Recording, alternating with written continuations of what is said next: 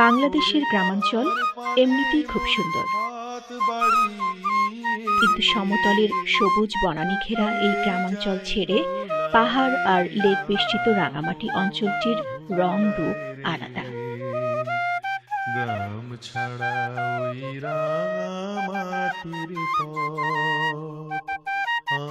চট্টগ্রাম শহর কেন্দ্র থেকে মাত্র ৭৭ কিলোমিটার পথ প্রায় ২ ঘন্টায় পেরোনো যায়।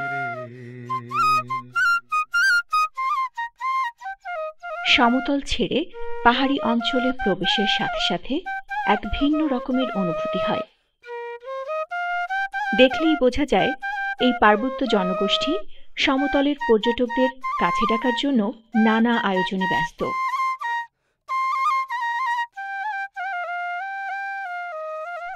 নিসর্গের অরণ্যের কাছে নিজেকে সঁপে দেওয়ারই জন্য যেন এসব আয়োজন।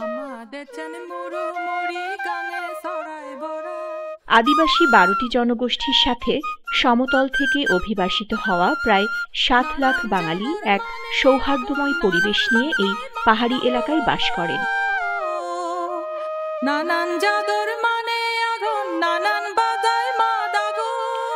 পার্বত্য চট্টগ্রামের প্রধান প্রশাসনিক কেন্দ্র এই রাঙামাটিকে লেক সিটি নামেও ডাকা হয়।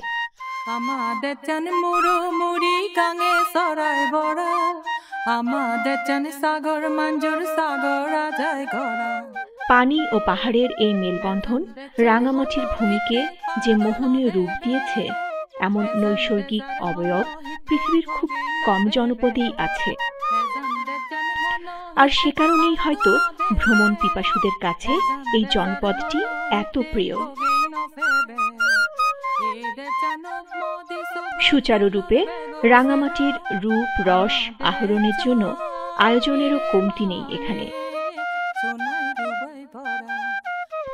সরকারি ব্যবস্থাপনায় পর্যটনের মোটেল ছাড়াও বেসরকারি আয়োজনে অনেক চমৎকার রিসোর্ট তৈরি হয়েছে এখন রাঙামাটিতে।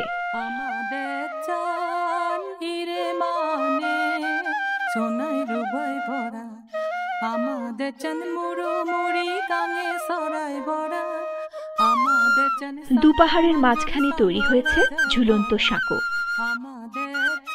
আর শুধু সাঁকোই কেন, পাহাড় থেকে পাহাড়ে চড়ার নানা রকম চিরায়ত আয়োজনেরও কমতি নেই এই রাঙামাটি শহরে।